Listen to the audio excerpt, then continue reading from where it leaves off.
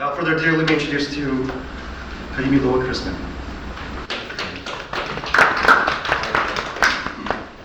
Well, as I say, I honor all of you. It's only that since I've come here, and I've learned things also from Kaleo, that I've come to understand just how far Lua has come. The resurrecting the culture and how deep the culture is getting due to exactly what you folks are doing. And what's growing out of the ground, ulu, as I say. The old times, the old customs, the old knowledge, things are just leaping out of the ground before my eyes. I was here before the Renaissance even really got started. 1968 was the first time I got here. So to tell you quickly a little bit about my path and how I got here, how I learned all these things. I was born in Ohio. My son, Corporate Fate, a very good family, middle class, with very good values and so on, but very little attention to our ancestry. That was not part of my history. The men never hugged, the men never cried. Really, you didn't go see Tutu so-and-so or Tutu so-and-so to learn from them. You might meet them, and I hear a few words from them and so on, but it wasn't part of my history.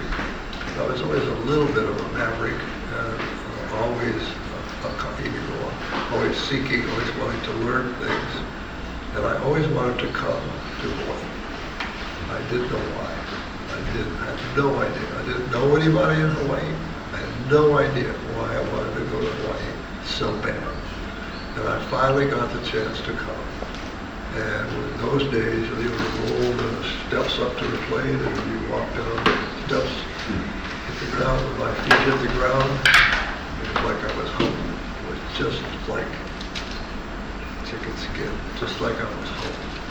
And the kupuna were like my grandparents, so I was like their grandson. And so I went all around the islands, and I didn't have one family to learn from. I learned from lots of families at different places and different people, different crafts, all sorts of things. I studied everything I could get my hands on. I read every imaginable thing, all the translation, all the old books, all the newer books, anything I could get my hands on. I studied everything in the museums, any museum I could get to, Ike. And, Ikamaka. Look, every little detail, every tiny detail in the books, try to study everything. Eke out any little tiny bit of information you can, try to put two and together and get four. On and on and on. And so the path just kept led from one thing to another. I get really good at one craft, and then I just do another craft. So I do a lot of the other crafts from Oahu and then from other islands too, and that's how I got my Hawaiian name. And so Kanai Keawe, that's Kanai Keawe O'Neill, is from a Keawe line and a name giver line, and he's the one that gave me my name. And the rest of it, he gave me Kaʻimiloa. Kaʻimi Awapuni Kahula is the whole name, and the rest of that is a story too. Maybe we'll get to that over this weekend. Strange things. So many things have happened to me that are very strange, still deeply mysterious to me. But I'm a different man. I'm a very different man than where I was raised and my heritage. So now,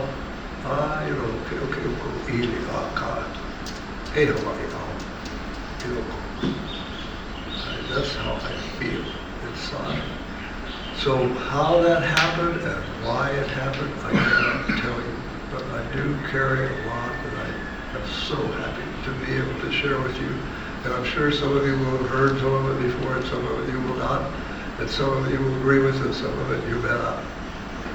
So I brought as many things as I could, but I had to make a lot of videos because many of my things I couldn't bring with me, but I could bring them to you by video. I know that's Western way, but I can show you a lot of information in a hurry. I don't get sidetracked so much like my usual. As Kaleo can tell you, the stories go all over the place.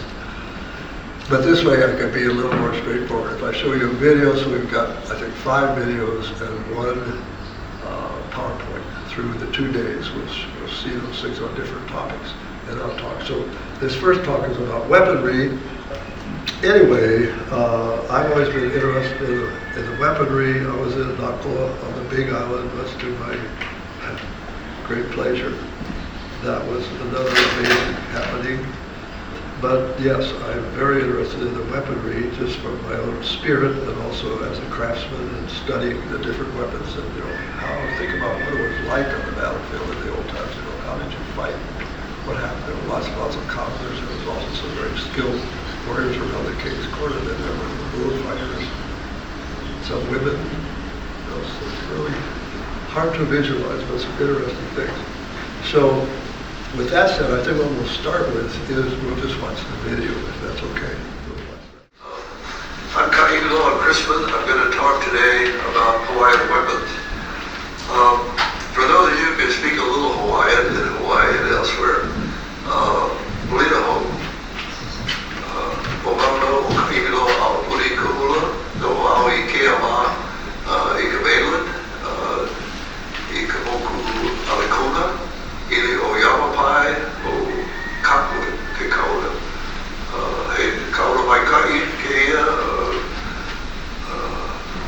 kabau poe o keia kauna he poe aloha. O ko'u wahine o na kehau we call her. So let me go on now. Hawaiians used various things to make their weaponry. Some hardwoods that were available there in Hawaii, one or two maybe not available elsewhere. Also shark's teeth, especially tiger shark's teeth. Sometimes stone weaponry. The other video is on Hawaiian stonework that tells how the stone was worked and how adzes were used to shape the wood and rubbing stones and so on. We'll make another video on tools and the use of the tools to make things like this. So let's start in over here. This is a real interesting one, a nasty little weapon. That was made with a cordage called olana. I'm going to substitute cordage here, and 3 pretty good sized tiger shark teeth. So it's an 8-ply braid, and if you put that loop on your thumb, like that, then bring this cord around here and put this loop on your middle finger. And then you bring this loop back around. This is just an extra piece of cord. You then brace and tuck it under here. You can get out of it pretty quick if you needed to. But see, you've got complete use of your hands. You can fight with your hands. And you tighten your fist. You've got a vicious slashing weapon. So that wasn't very common. We know they did have things like that.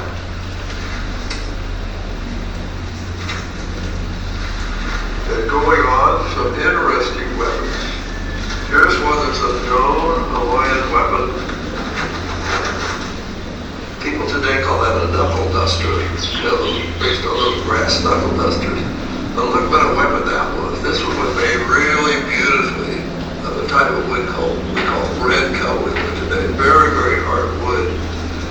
And look at the teeth. They all go in one direction. The shark's teeth go to the left on this side and to the right on this side. So if you catch a shark, probably about 7 feet long maybe, that would have teeth this size, then you'd have the teeth going this way and this way. And most of these that are known have the teeth going both directions. So this one is not as good because you can only cut one way. So I think it's more like a show-off weapon, because to make this, the chief had to have 2 sharks exactly the same size in order to get this many teeth going to the right end of the steeply pointing outward pointer teeth, we call them. And 6 more going that way the same way. So that's just an unusual weapon. Again, most of them would have the teeth going to the right or the left, so it could cut either way if that. This one is another typical shark's tooth weapon. This is made out of a wood called the kawaii or kawaika. And it's again got some pretty good sized tiger shark teeth. These are probably from a shark baby about 10 feet long. It has a wrist loop here like this, and it's loose so you can get out of it fast. And the lashing again would have been that olana cordage. Real strong cordage made from an endemic plant in Hawaii, meaning it only grows in Hawaii. But there are various kinds of lashing. This one is very complex. It's got 2 strands, 3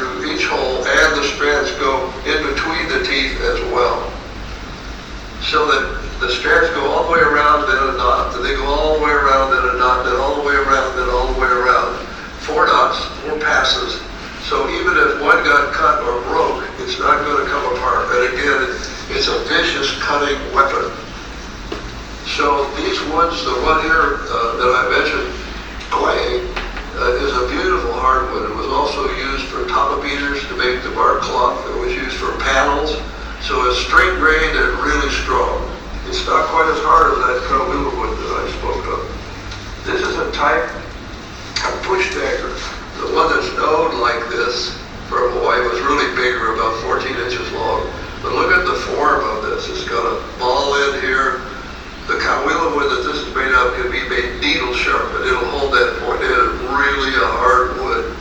So it's used in the hand like this, into the palm, as a thrusting weapon.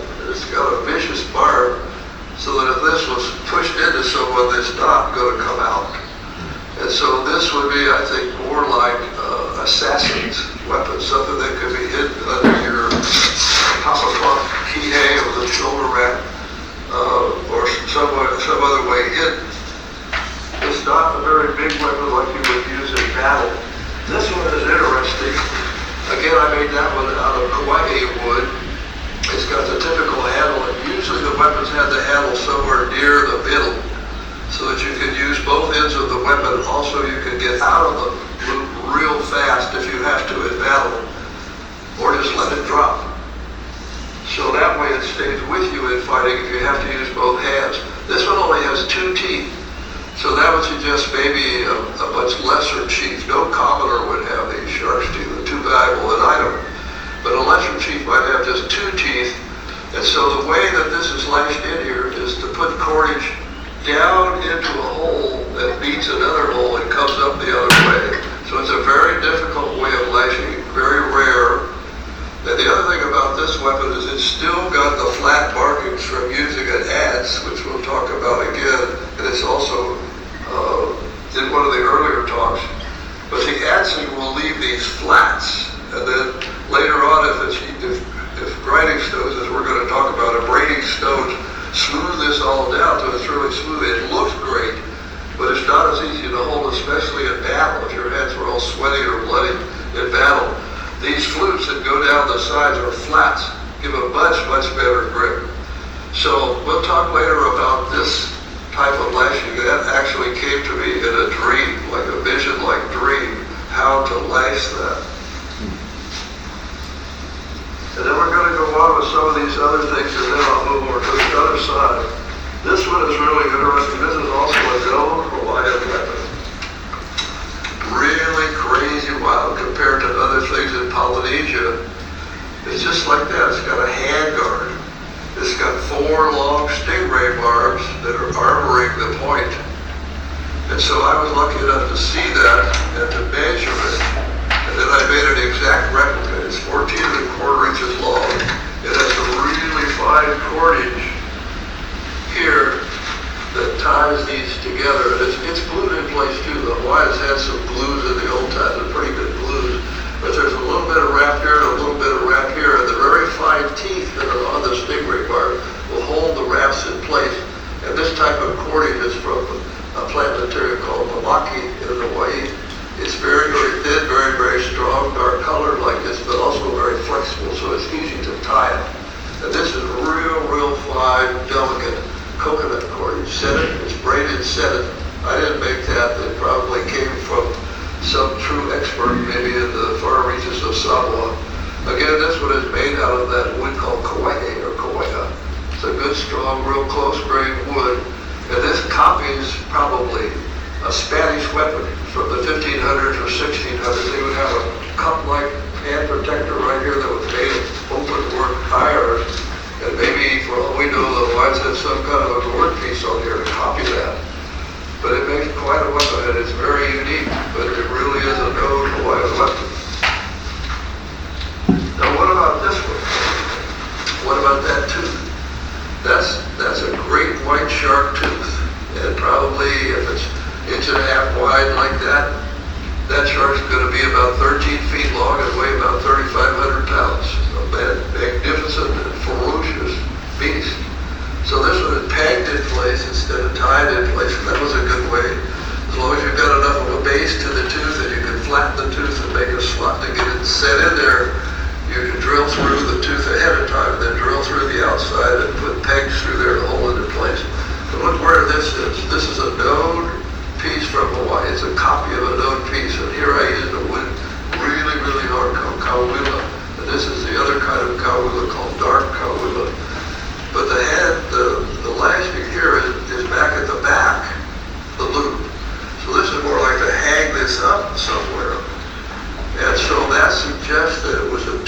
instead of a weapon. Because usually, as I said, the weapons will have this in the middle, so you can get out of it, and when you're gripping it here, you can fight both ways. You can use it like this and as your slashing tool.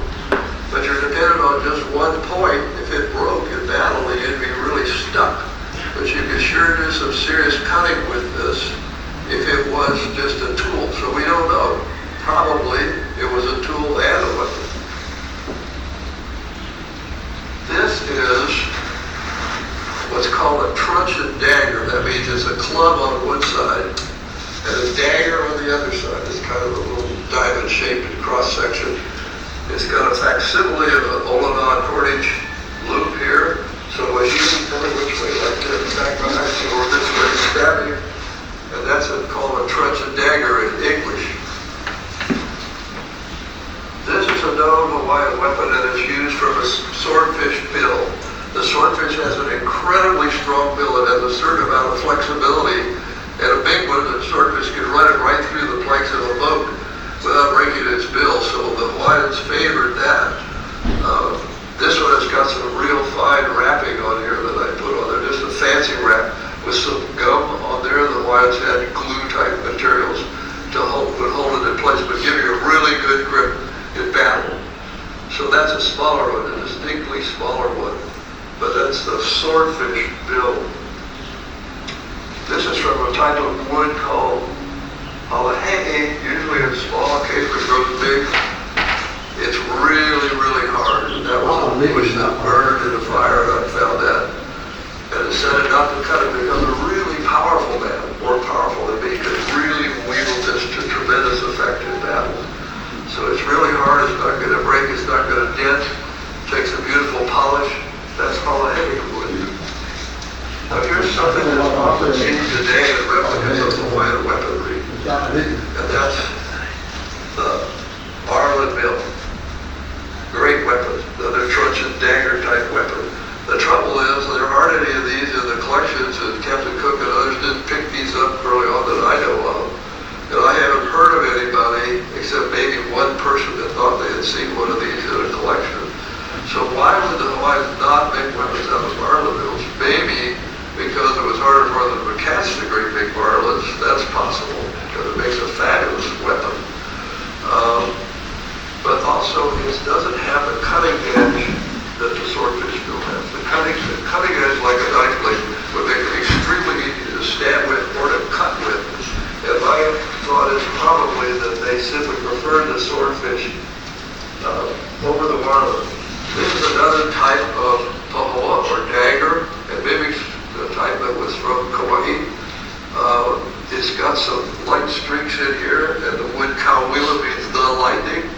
So the light streaks in the hardwood like that probably reminded Hawaiians of lightning, and that's where it got that name. I carved a little warrior's head on the end of this one just because that's what came to mind when I made that.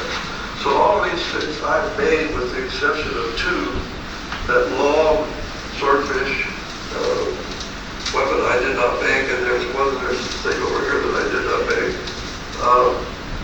This one is a different one called uhi uhi. That's another one that's really, really hard. So the hardwoods called pua or pua, and uhi uhi and Kaʻimiloa, either the dark wood or the red wood, were used to make the weaponry. So this is really a true dagger. It's not a truncheon dagger. You could strike with it on this end, but it's really a dagger weapon. It really has a needle-like point. So if you were armed with that and this, if you had this in your left hand to parry with and stab with, and your right hand as a sword, you'd be armed a lot like an old-time Spaniard from the 1500s or so. Their sword would have been a slimmer one than this. But interestingly enough, none of the other Polynesians had daggers, just the Hawaiians. So this one is one more. This is Kaʻimiloa wood too, and this is more what you call a truncheon dagger, and it's approaching the longer ones that were called la'au palau.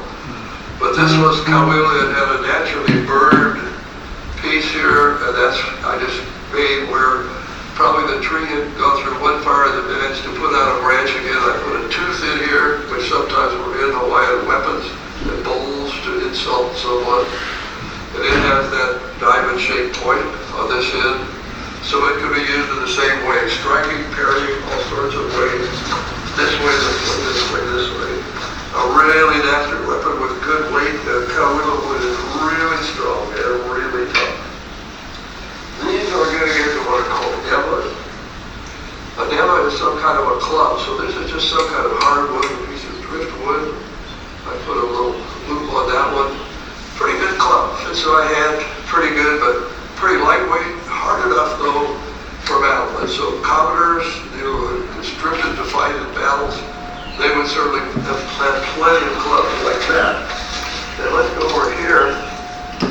This one, this was just into a 60. Now that's another piece of Kaʻimiloa, and it's not very pretty, it's not straight, but it looked like it kind of had an ear right here and a face here.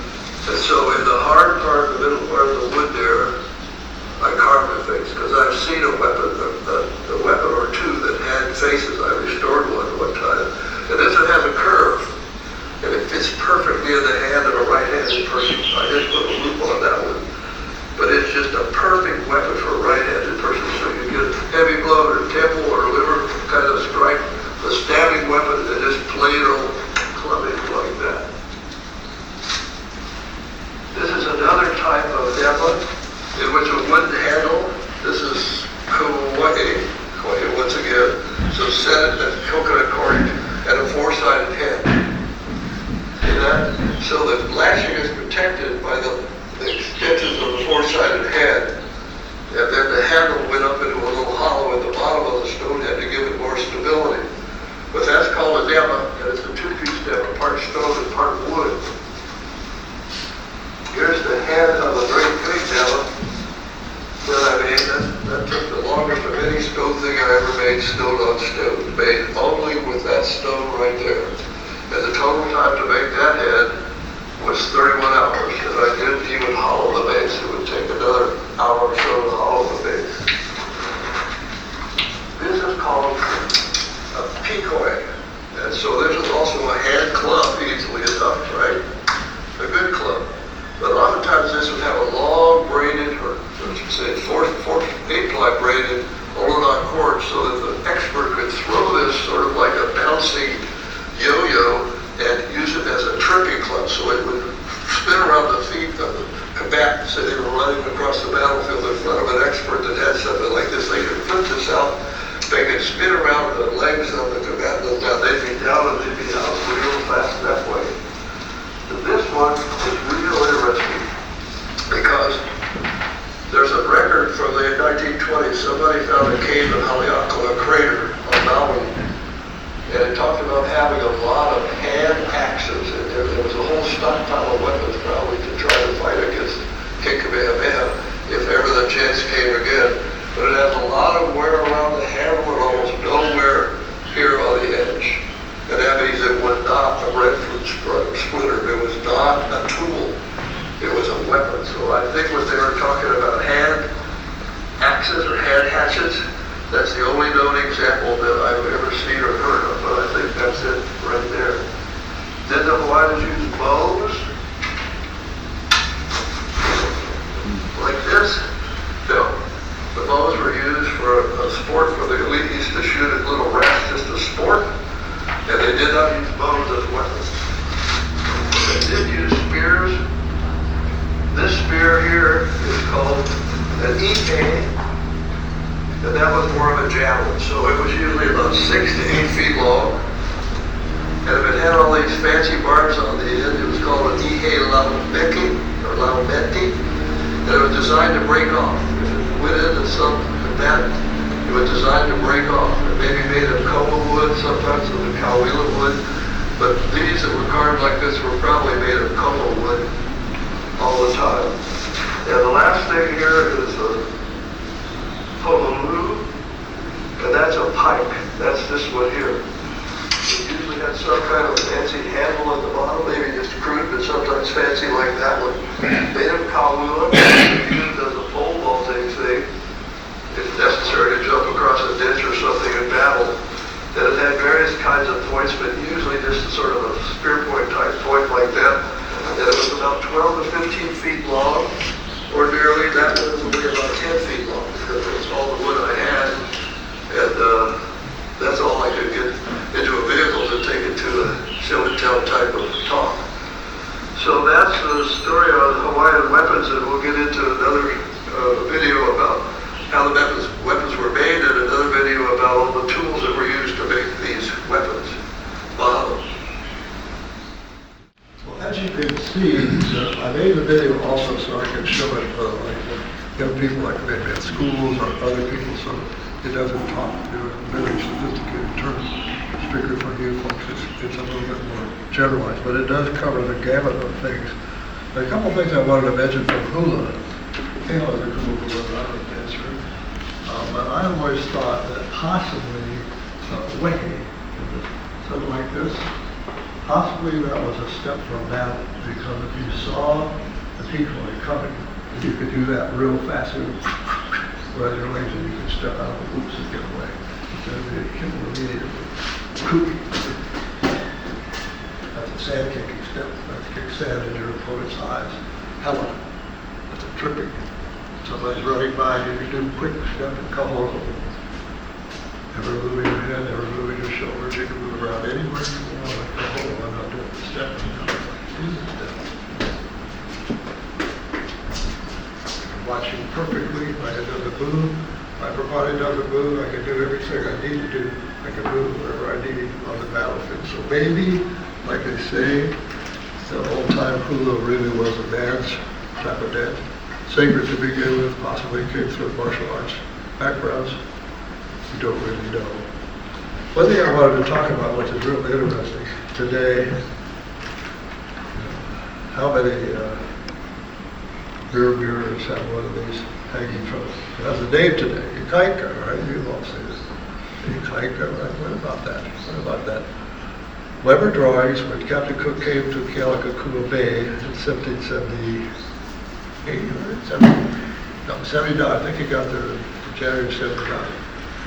1779. And so Weber, John Weber, was his artist on his ships, and they were charged with recording whatever they could all through the Pacific. Any of the cultures they ran into, they recorded everything they could. So Weber was an incredible artist, and what he drew was really what he saw. He didn't make things up and be a crude artist, and Choris really was a very good artist, and so on. Choris was 1860, much later, and then Jacarano, he was 1819, a little later than that, so much later down the pike. But the very first contact of Westerners that we know of was Cook. And there was Weber. So Weber's drawings, anywhere you look, on Kauai, for instance, with the help of Google Earth, you've got Google Earth looking from above, and you can come down until you get to land view. It's very hard to move around in the land view, but I actually could look at Weber's drawings and look at the background of his drawings and think I could identify each of the places he was at, the exact spot he was at when he made the drawing. That's how true he was making his drawings. Even the background was true. So I hope to do more work on that, but his work is really reliable stuff. So the only known drawing that we have of people wearing those gourd helmets, as we call them, was when the big double canoe came out and went around the ship, and we've all probably seen that drawing, you know, with all the paddlers that have the gourd mask. It's got what's probably uki grass on the top. It's kind of a crest on the top, and then open or veiled eye holes, sort of. And then the priest that's on probably the middle of the canoe is holding one image is down. It looks like there's a pig behind him in one of the drawings, but the feathered image is down. So when did Cook get there? He got there at Makahiki. So you have to know about Makahiki. Well, it wasn't the time of Makahiki, time of peace. The weapons were put away. Nobody was attacking Cook. Same thing when he got to Waimea, Makahiki. He saw a few weapons, probably people that were protecting the chiefs and so on, but he wasn't attacked like he might have been in other places. So that was a whole different ballgame. That was so unique in Hawaiian culture, the Makahiki time. And so here were these people dressed with this gourd what we call a helmet. And in today's world, we've all seen all these drawings, we've seen the Greek words, we've seen the Roman word. Our mind immediately thinks that's a helmet. Not a helmet. It's lodo. That's a kino now of lodo. Makahiki, at the time of Lodo. Lodo was in control. The Lodo priests were in control, and the Ku priests were out. They were not doing their ceremonies on the hails, the Lodo priests were doing their ceremonies on the hail. Sometimes the hails even moved from being Ku hails, like Hikau, right there in Kalikakua. That's a Lukini Maholi. That's a term that took me years and years to run across that term. Lukini Maholi. That means a Lukini that has both Lodo priests and Ku priests, and it switches at Makahiki time. They take the Ku images and the Ku priests are out at Makahiki time, and the Lodo priests are then in control. When Cook was taken up on the hail, and some of the Ku images were there, they kind of paid homage to those images, and then they took him over to another holly with these tall images, and the big ovate mouth, figure eight mouth, right, and the tall forehead, the many foreheads of Lodo, the tall forehead image. Right behind Cook in that image from John Weber, so we can see exactly what it looked like right then. Here's a little black pig as an offering that he tore with some coconuts and used that. So they were paying homage to him at the Hollywood Lono on Hikau. And nobody thinks about that. They don't know about that today. So that's a critical issue. So at the time Cook got there, they thought he was probably Lono because Kealakekua, avenue of the god, the path of the god. Lodo left Hawaii from that exact spot. They said, I will come back. I'll come back to the floating island. They will have all these wonderful things on board. Here came this ship with these big spars, had all these goodies all over. It was like a floating island, the exact spot, and in the Makahiki, the exact spot of the Lodo headline. So they thought, we're not sure this is Lodo, and they sure look like people, but maybe that's Lodo in human form. So he was feeded as Lodo, people referred to him as Lodo, and so on, Lodo. So those paddlers are almost certainly Lodo priests. They're wearing Lodo. When you put that gourd on your head, you're wearing Lodo. The gourd is a kinapa, a body form of Lodo. So that's not something else that in battle. Now, call mind if I'm pouring some things that you folks have heard. But Papa Henry Alman, when we were out training, somebody asked him about that. He said, no, that is not a helmet, very emphatically. And I couldn't agree more, because if you're in that in battle, it would help you if you got a sling stone hit from 200 yards away. Probably would ward it off. Sling stone from close by, even a good strong Hawaiian gourd, it'd probably go through and get you anyway. But you can't see. You're hot. You can't see. Somebody can grab it and just break your neck. It's not going to be a weapon in battle, a protective weapon in battle. It's too hot. Same with the rain capes. It's not cold. Everybody made the rain cape. But to my knowledge, no knowledge of wearing rain capes in battle, it's too hot here. Anybody who's been in any kind of really vigorous effort, especially when your life is in danger, you cannot get yourself overheated. You're going to quickly lose your body moisture. You're not getting any water. Your battle might go on for hours. You can't afford to get really, really overheated. And going inside of a rain cape, you're going to get heated really, really fast. And somebody can grab you and throw you down and you're done. So once you got puali bottle, your bottle is cinched up really, really tight. Hinged up there, no other flap hanging down, right? Puali bottle really, really tight, or sometimes maybe even naked, maybe covered with oil, maybe you put your hair in the oils, put on all your hair and so on. So these are the things that I've not been in battle, but I've done really strenuous things and so on, where I know what it's like to be really, really hot, or really, really out of water. If you're out of water in your body, you're just done. You're just exhausted. You can't function.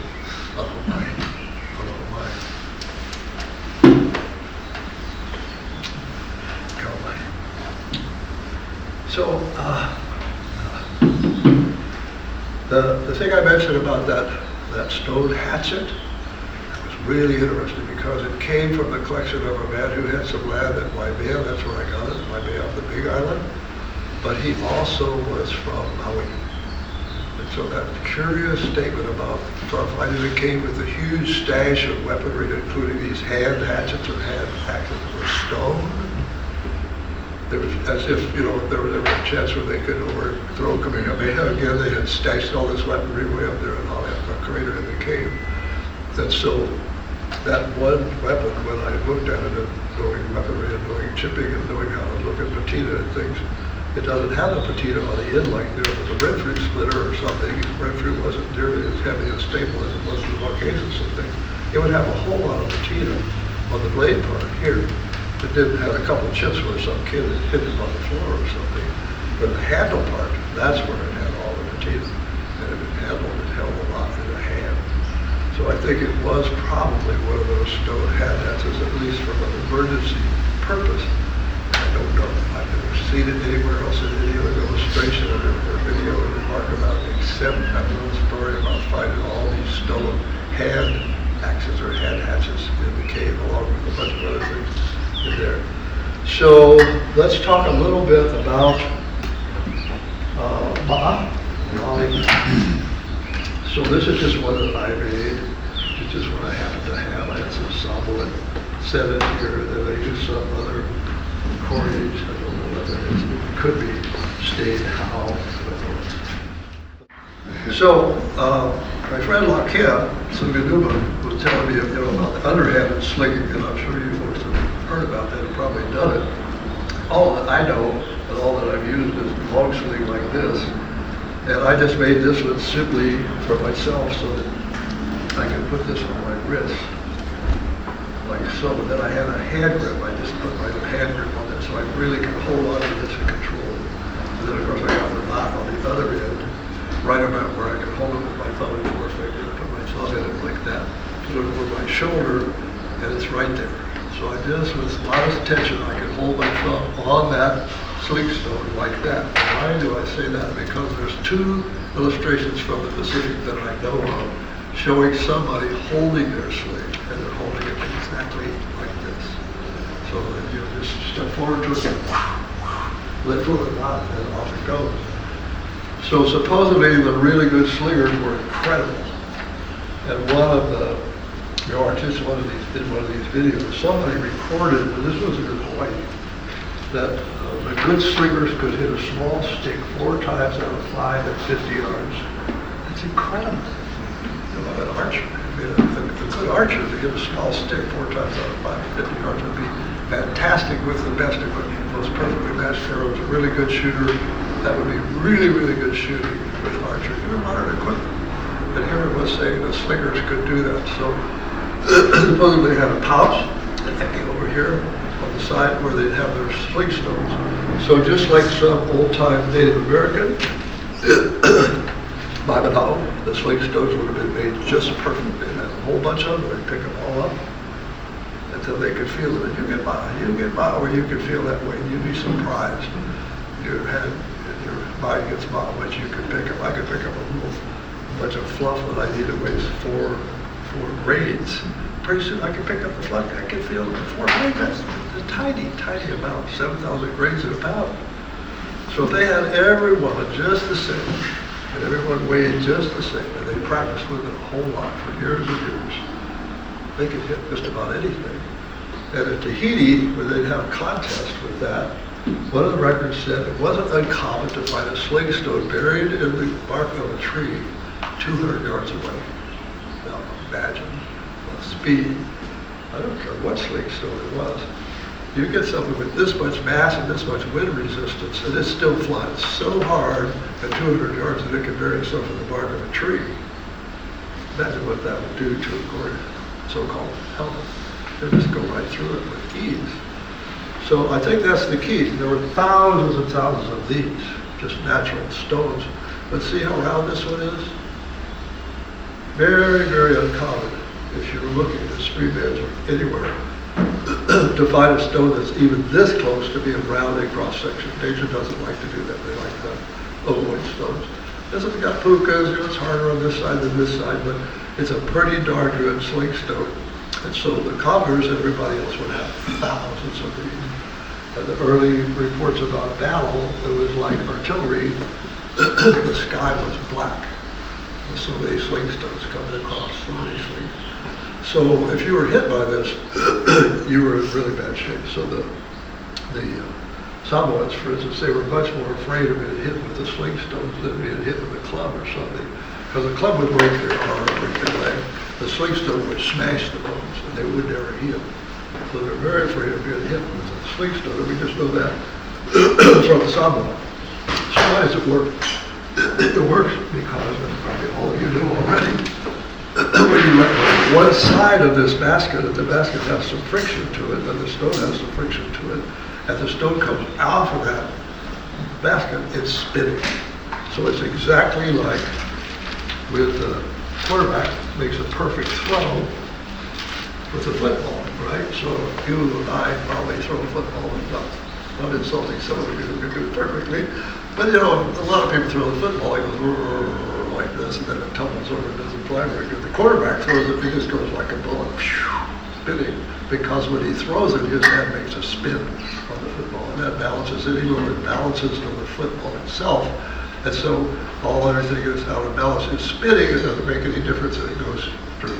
Same with the bullet. You spin the bullet, it may have inaccuracies, it may have void, it may have hard spots, heavy spots, but it's spinning so fast it makes no difference. It'll fly very true, it gets spun. So that's just my thoughts about the sling stones. And why don't I just stop here for a minute and see, wait a minute, I've got something I wanted to talk about. Western style, this is Western style. I made the crib sheet. Well, let's see if okay, a few things to tell you about. Okay, red Kaʻimiloa, dark Kaʻimiloa, you probably all know that. One of them was called kind of a pony, that means purple, so it throws a purple dye out of the wood, I think, and it happened to me one time, and I don't know quite which one it is.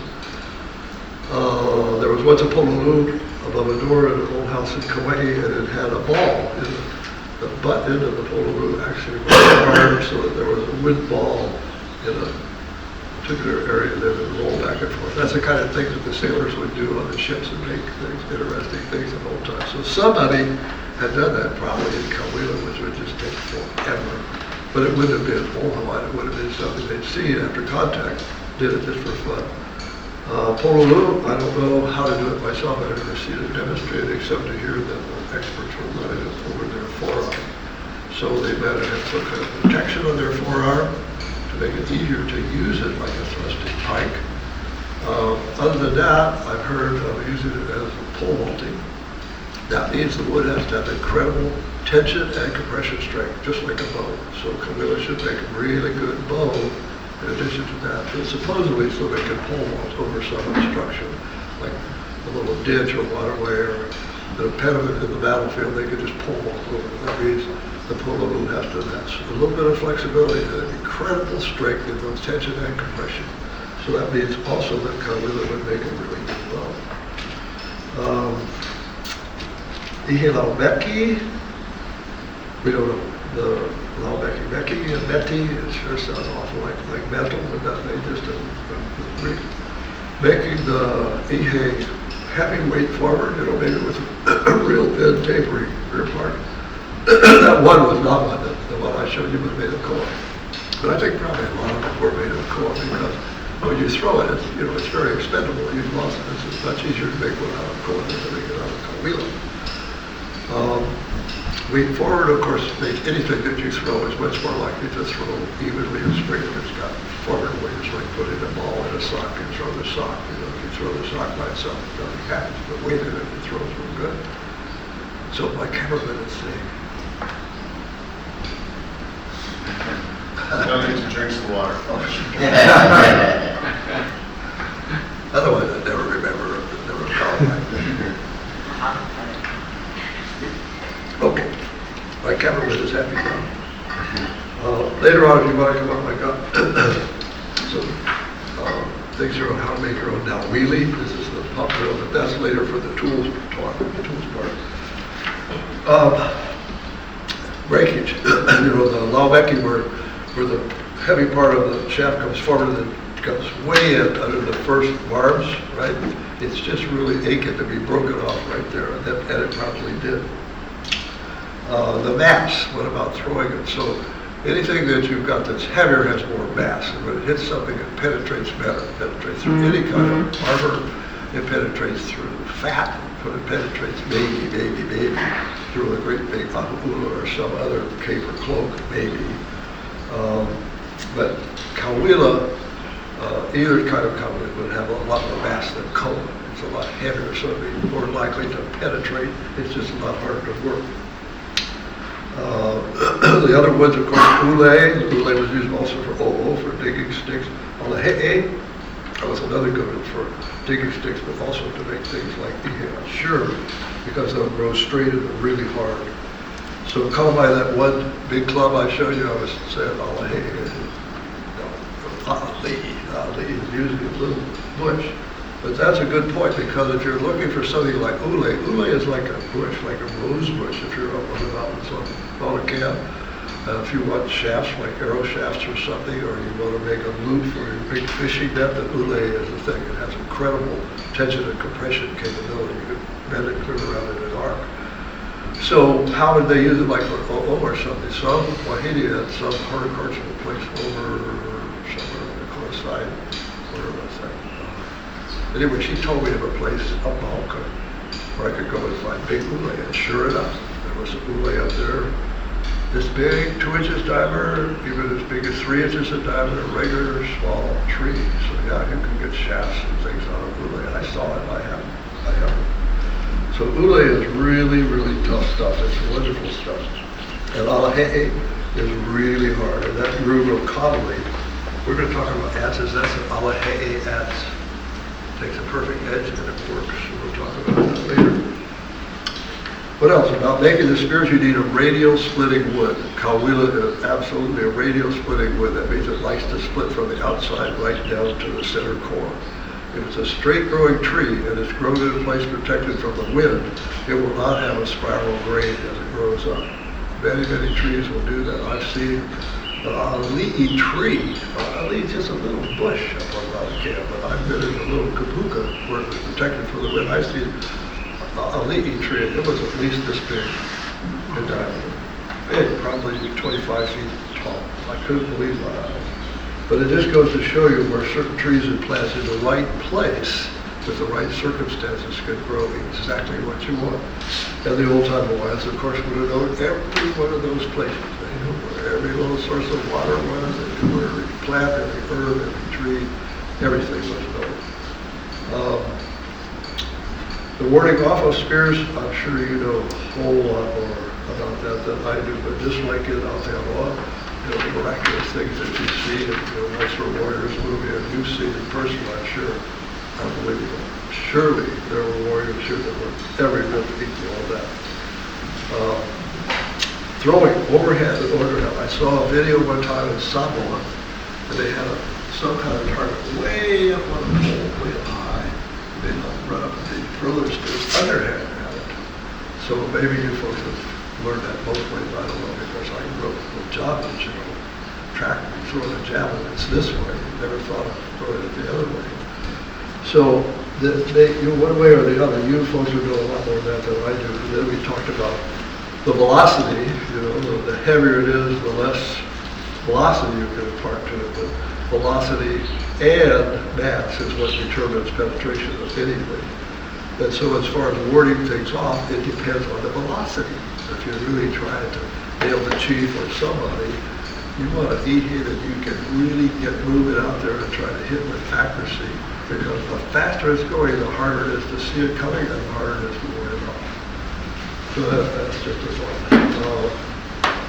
War maps. There's one reference in the record of Captain Cook's crew, Lieutenant King, someone wrote about when Captain Cook went ashore, then one chief was killed off to the side because his cutter had been stolen, extremely critical to their ship, and he was going to try to take hostage like he'd done before, and he was going ashore early on Valentine's Day, February 14, 1779. And so he was going to get him to come on the ship and hold him hostage until they gave the cutter back. But some chief was killed by some of his other men as he tried to leave the bay, not knowing they had declared Hawi Kapu. And that got back to the people, and suddenly they all went and got their weapons, and they had on their war mats. Never seen any other reference to war mats. What were the war mats? You don't ever see that anywhere else? Now they say if you're wearing some kind of war mat in battle, any longer than for the initial shower of swing stones. Yes, I can see it. Then I can see it maybe left behind, and the women and the other people came and gathered up the war mats, and everybody charged in for head fighting. Maybe I can see that. But Cook shot one of the men as he was coming at him with some weapon, went back off with his gun loaded with shot, with bird shot, and it didn't kill the man because he was wearing his war mat. So if any of you know anything about this war mat, I sure would like to hear about that because there's nowhere else in the literature that I know of. Let's see, La'apalau, I don't know much about La'apalau and exactly what that is and what that means, other than to me it means, a truncheon dagger that's long, but if you need to know, please let me know. The bow and arrow. I once heard some report that Kamehameha in one of his groups of troops had a troop that used a bow and arrow. Never seen anything else about that anywhere in Hawaii. But a good friend of mine, Lanai, found an arrowhead, absolutely an Indian arrowhead in Palawai Basin on Lanai. And he gave me that, and I gave it to Kenneth Emery at Mission Museum, I think, and it's gone off into the novels, and I've never seen it again, but I know so-called arrowheads. It was absolutely Native American arrowhead about that size, like that, typical of what I would call an arrowhead. And they once had a Mormon colony in Palawai Basin, so maybe one of those settlers had that thing in his pocket or something, and it was lost there. But he did not lie, and he gave me that. He found that in Palawai Basin. Another thing I wanted to share with you is in Emerson, Namea Makamai, that paperback book is a gem, it's priceless. So he bought all these Hawaiian artifacts, but he was the son of original missionary Emerson. And B. Emerson, his brother, is the one that wrote unwritten literature of Hula, the Bible of Hula. So they were both extremely fluent in Hawaii from being raised as children in early Hawaii. And so he had this book about all these things he had collected. And he kept very meticulous records. Where did he get it from? Who did he get it? What did he pay? Anything else about it? What kind of wood it was? So you have to read that book just meticulously to pick out every little teeny part in there. That's where I saw that term coming to pony for the first time in there. And the last thing I wanted to tell you was Sam Hook, who was my mentor on the Big Island. He lived just outside of Kaʻimiloa, on the Big Island. And he was a very gruff man, but we were very good friends, and he told me a lot of things, not as a teacher, but just as going and listening. And so now and then we would go out hole with him, and he'd just say, oh, such and such was up there, or, oh, such and such was over there, or, oh, something was up here. One time he pointed up on a puku and said, there was a women's hayal up there. Priceless bit of information, but I know where it is. It's just as you come up the hill into Waimea, I know where you're pointed to. But another time, if you're familiar at all, who's familiar with the Big Island, Waimea area of Kaʻimiloa? Any of you at all familiar with that? A few? When you come out of Waimea, and you're going downhill toward Kauai High, and then the road splits. The road goes uphill, goes Maoka to Hawaii, or it goes downhill to go on Kauai High, right? So where is the split? And right at the split up here, there is a pool. It's a cinder cone. They've done a lot of quarrying on the upper side of it here. So we're on the lower side, and we're driving through and said, see that mountain of rocks right up there? That's where the Aloha had their cave. Those Paranose people, everybody was afraid of them, and they were doing all kinds of things. And they finally saw them go in there, and they piled up all those rocks and kept them, killed them all by doing that. That's what that mountain of rocks is right up there. Here's the pool. And that's all I heard, but that's an incredible piece of information. I don't know where it is. I can see the mountain rock that he's talking about there. Just a little aside, I looked down at this. That's the biggest coupe I ever saw.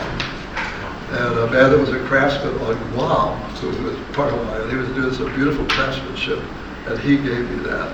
I'm very fond of coupe, but that one is just a monster. So I was proud to wear that. Every once in a while, I get to wear things. And on the mainland, I get to wear my favorite little hollow hats. So I often like to wear my hat. Of course, I have to keep my head warm.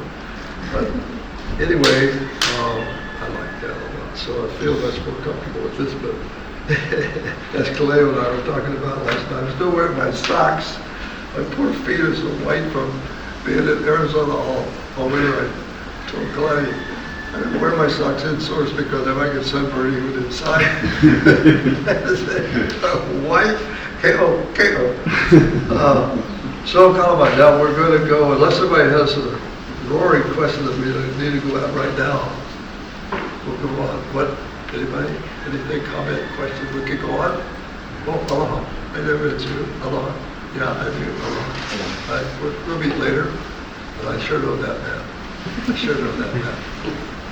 We're sorry. His reputation precedes him.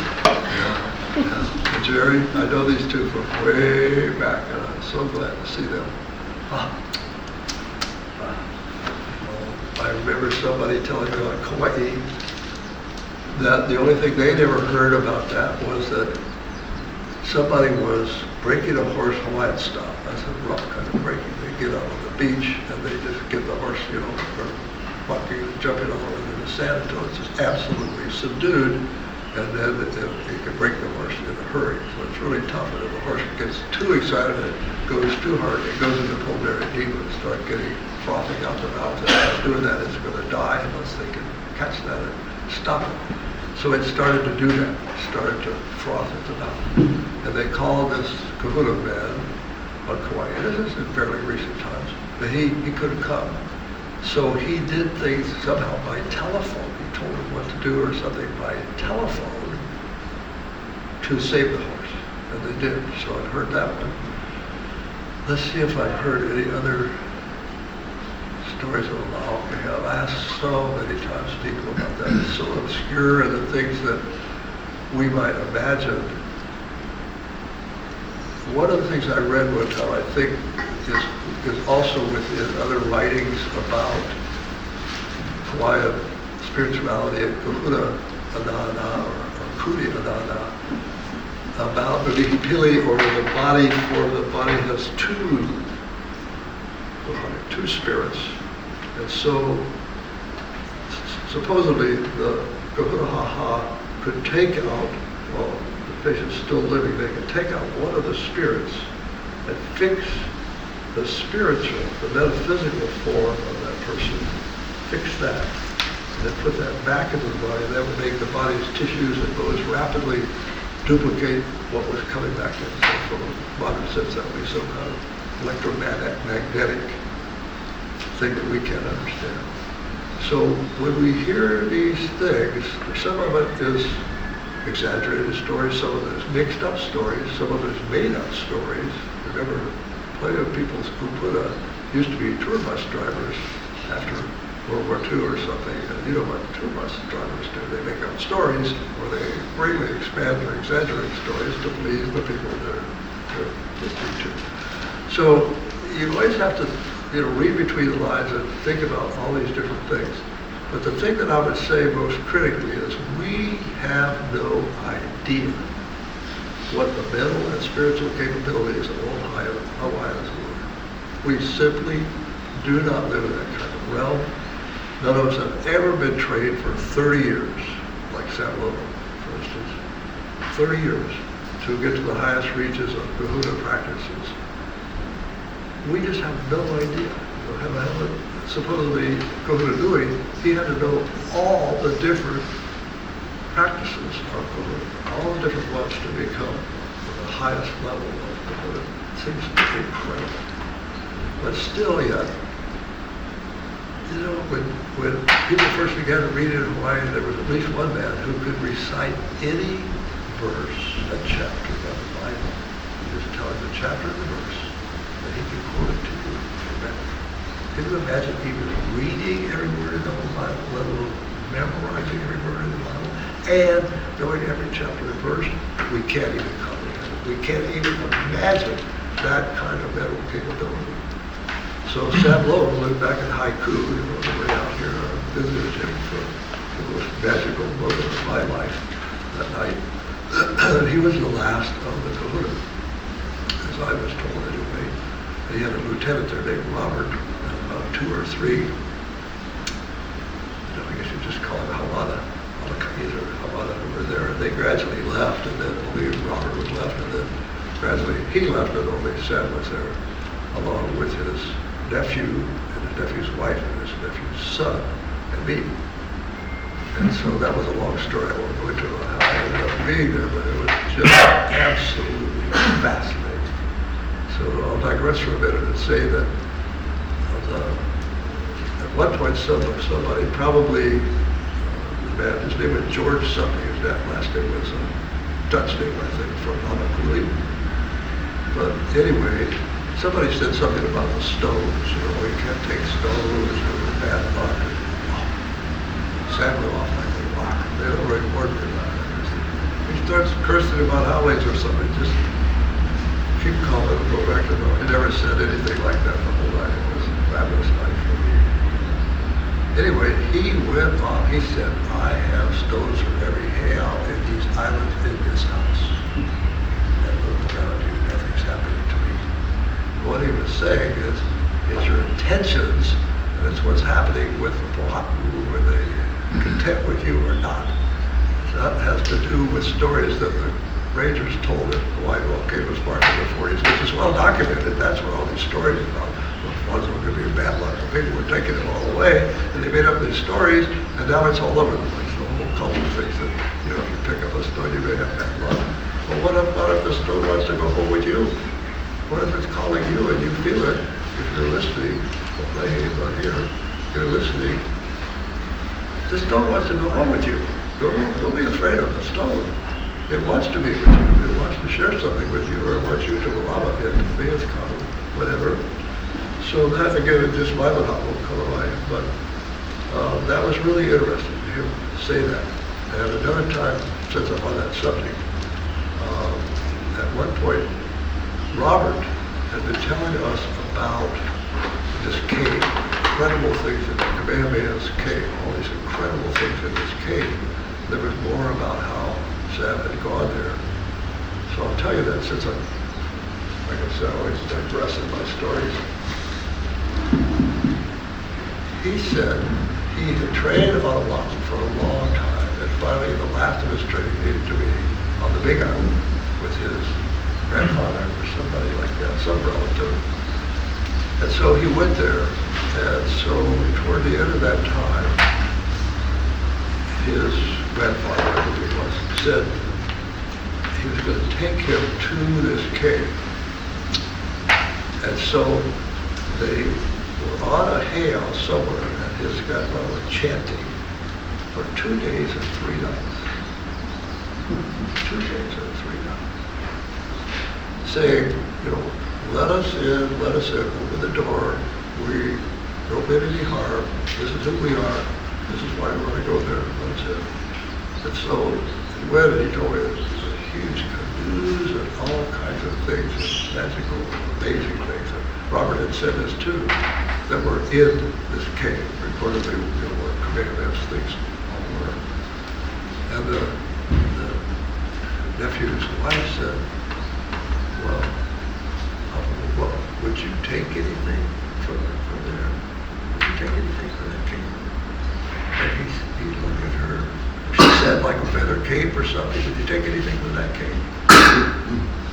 He said, to my astonishment, he said, yes, I would. If I wanted to do it, but I would be the cop. Don't you ever sell it. That's exactly what he said. You're the cop. Now you have taken something you think you should take, but now you're the cop. It's not something you can take and sell or anything like that. You're now the keeper. So I thought that was really profound. I've never forgotten that thing, what he said about the stones and what he said about taking something that you feel you should take, but then you're the cop. So I'll also share this incidentally in this, since I'm off topic anyway. Well, I said, I'm not talking about Columbine. Please, come, if you can't hear, come closer. Tell me, move the table out a little bit.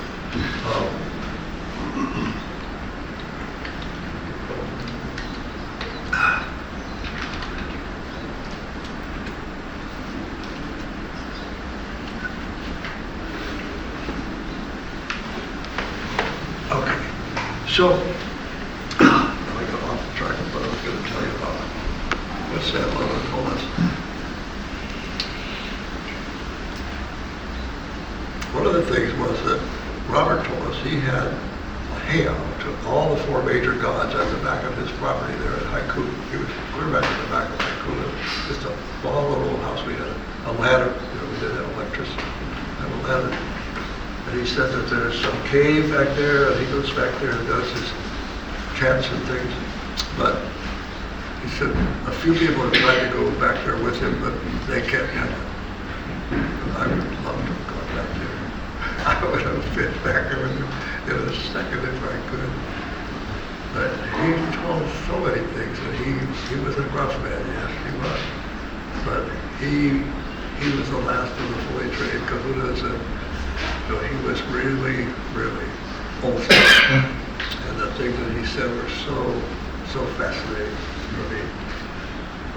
I want to tell you also about some things about surgery. There was, I think it was Reverend Lyons out of the big house over my way down, and he knew a Hawaiian man who had a spear through the belly. He had speared through the belly, and they cut off the spear, and he was still living. So at that time, he was very interested in medical things, and people were very interested in all kinds of anatomic and medical things back then anyway. So he made some kind of agreement that he could somehow, get the skeletal parts of him or something to show that somebody could survive this wound. But later, the family didn't want to do it. The family didn't want to honor what this man had agreed to with Reverend Lyons. But anyway, long story short, he never did get that. But so how could that possibly happen? Well, what could happen is you happen to dodge like this, the spear hits you right here, and it's getting right under your diaphragm here. Missed your liver, maybe hit right back here, missed your liver, or nicked the liver, skidded under the diaphragm here, didn't hit your stomach and open it up, came out the other side. So they managed to cut it off, and he went around his whole life like that with this piece of spear. And there have been people like that in medical history with all kinds of things stuck through them in different through their head and everything else. So that's really interesting stuff. So what about surgery like that? What about old-time surgery? On the battlefield, there's always hundreds of people that are injured, anywhere from death-dealing injury to slight injury. So you've got all the issues of infection, you've got poultices and bandages, you've got people that have to bring all those things, you have a place to take care of people, somebody to get wounded people off the battlefield if they can't walk. All those things we don't think about today. A lot of people would have had very good poultices to put on, of course. Things that probably often had tannic acid in them, that would, like leaves have a lot of tannic acid.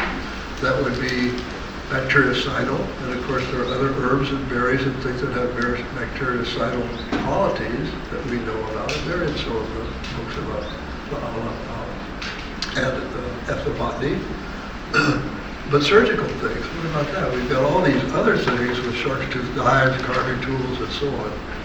So what about, say, the knife that was found in Forbes Cave, and it's made of a human collarbone. That's one shark's tooth. There's another one that has all little crisscrosses on the handle, a little specific little small shark tooth knife. So things like that were probably used for some kind of surgical purpose. And one surgical purpose would be to slit the foreskin of the boy. So you'll see about Hawaiian circumcision, they weren't circumcising the kids like, in other traditions where the whole foreskin is cut off. They just slit the foreskin in some way. So any kind of shark's tooth and a little pad at the top of it, you could stretch the foreskin and slit it. So you had to have some kind of instrument to do that. And a seated chip would be real good, a real sharp little shark's tooth would be real good. So maybe some of those instruments were surgical. Those two fancy words like that were surgical instruments. that I was going to make, and I have a set of kind of with the handles and all kinds of little shark's teeth that I've kept that I think would have used separate little purposes like that. They're tiny little things you could work maybe on something in the eye and other real pointy little things that you could puka with to sew things, because surely they were using needles and olana or something to sew on big wounds to help them heal. They would have done all those sorts of things without a question. So the poultices and bandaging, just like in other parts of La'ala that's commonly known, would have helped very much to prevent infection, and open flaps of skin and things would help to pat them down. Then you wrap it with walking itself, just top of cordage, anything like that, to wrap it up and help it to heal. So what about the people? The people were way more resistant to infection than we are today. They didn't have any antibiotics, but from birth, they're always getting little injuries. They're walking around barefoot. They're always getting little scratches and cuts and hurts and so on, all through their life. So just like in Samoa, when somebody goes and gets a pe'a, from old times, even they were stretching it out, even in old times, day by day, bit by bit. Now somebody goes down and gets the whole pe'a in 3 days. Their kidneys are just full of that, so it kills people occasionally. But the people are so resistant to infection. Nowadays, they take them out, wash it in the ocean. Right there by the town, the ocean is just filthy by the town. And the people nowadays don't have as much capability to fight infection. But I promise you that the Samoans have a lot more, at least in the outer regions of Samoa, than any foreigner who would go there and get a tattoo done like that and then go bathe in the ocean, traditional style. They're just asking for infection or doing the whole work barehanded. That person has no idea. They're just asking for infection. Whereas the native person who's lived up in that kind of environment with the bacteria that are there their whole life aren't going to get infected at all. And folks today don't think about that. So we need to think about that from the old times. The wounds and things that happen to people, just like documented things with Native Americans. They could survive incredible wounds. They get shot with arrows, shot with, lead balls, which is carrying, the lead ball or the arrow is carrying tissue and other things through your body. And they would survive 6 or 7 wounds like this sometimes. This is documented stuff. So I'm sure the old Hawaiians were doing the same thing. They could survive amazing wounds that we didn't survive today. So what about amputation? What about things like that? There was some man that was found down in Kona. They were doing the road corridor. They were doing an archaeological survey for the road corridor. And so then, they meticulously find and record everything they can in a limited amount of time, which is not good. So some of the things they may do, we don't like at all. We don't like the methodology. It's just pure science and lack of reverence and so on. But sometimes there's a message. Sometimes there's a message. So sometimes archaeologists didn't see the message, but maybe we, reading the report, we see the message.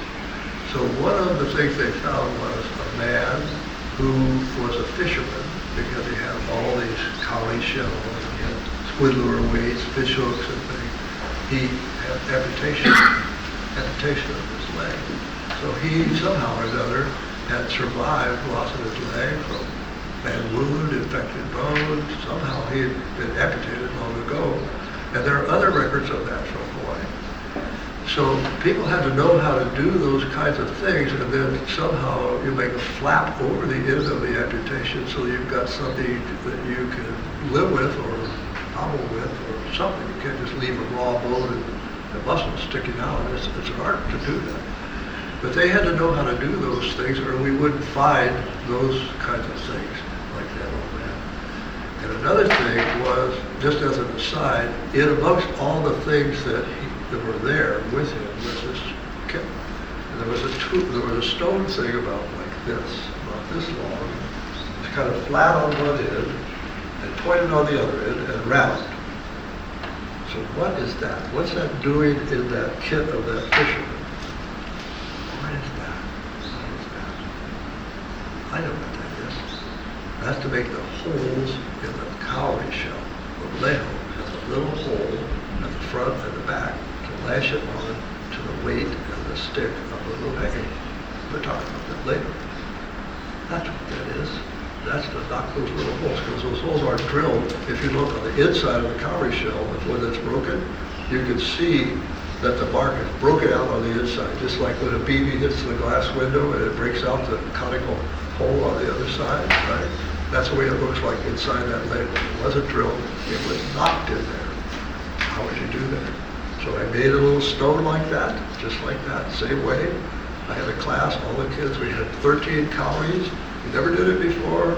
One would hold it down, we make a little slight poop in the ground, hold it, and I put the stone on there, and pop. So 12, I did a whole each one of 12 of them, and one broke. First time out of the box.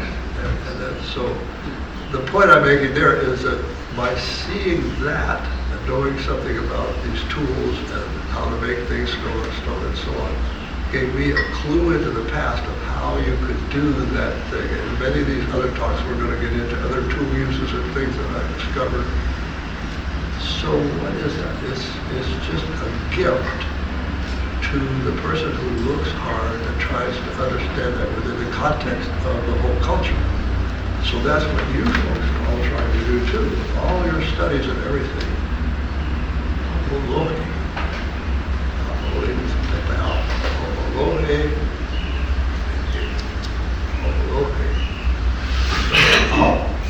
So you know those things, but some of it, like the kids in the Korean schools, I need to talk to them about that, because when the elders told me that, they listen to your nada ikamaka. Look, every little detail, every little thing you can see in the books, or what you observe in nature, or what some people might have as a family heirloom, or you have as a family heirloom. Look at every little tiny particle of it, every little bit of it, to see if there's some clue, something you can learn from, something that you might be able to put together as a clue later for special information that now you're the only one that has realized that, hopefully. Maybe you're wrong, but hopefully you realize that and can pass that on. So another thing I wanted to tell you about as far as surgical things, we have a record from Tonga. So there was a young man that was shipwrecked in Tonga. Remember, they also were cannibals at times. So anybody shipwrecked in Tonga was pretty concerned.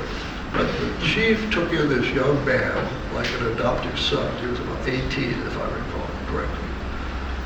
Took him in. So he was around with the Tongans. The other people were killed or died or whatever, but he was with the Tongans for quite a while. And so at one point he saw some things that they did, and one of them was surgical. And he finally, some ship finally came and took him back to London after all this time, several years. And then he met some doctor, and he told all these stories to the doctor, because no doubt he couldn't read or write. He told all the stories to the doctor.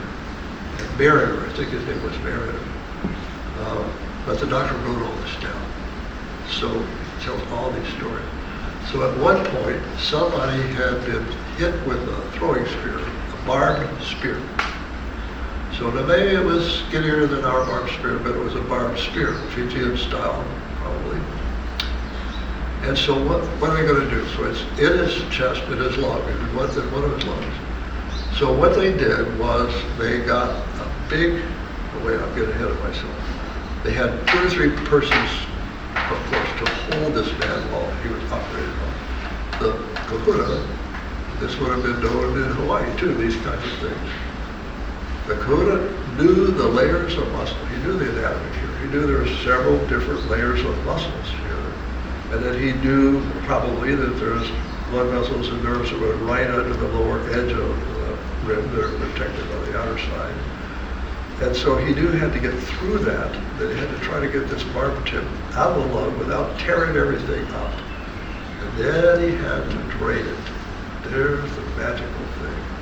So what this young man told and passed on was that they held the man down. Maybe they gave him a lot of ava or something. Ava, if you drink enough ava, it can really make you kind of be, paying a whole lot of attention to what's going on and perhaps dull your pain.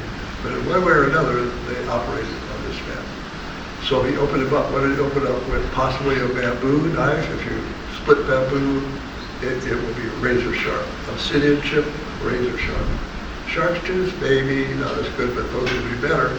So they opened him up, layer by layer, to the different muscle layers. He'd split between the muscle layers to get as little bleeding as possible. Open that up, then he'd go to the next one and split between the fibers, open that up, until he got clear in where he could get a hold of this barb that had broken off.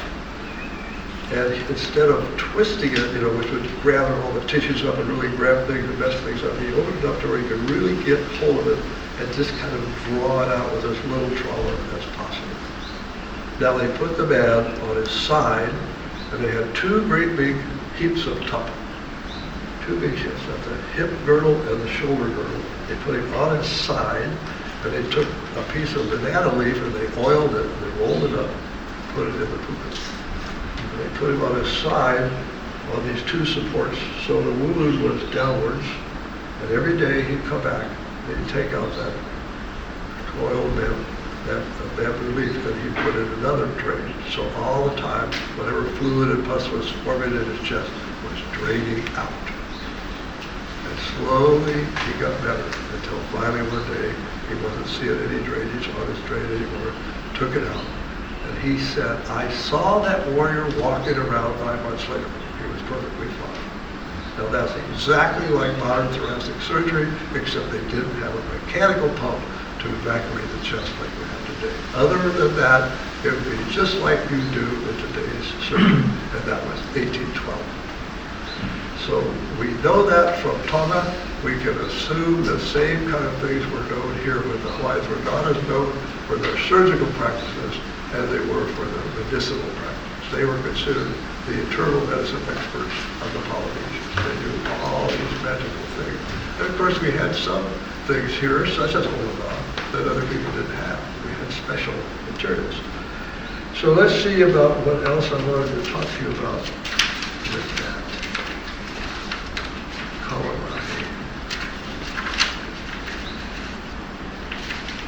I made notes, so I try not to. When I do that sheet, sweetheart, I have to run a medicine surgery someplace.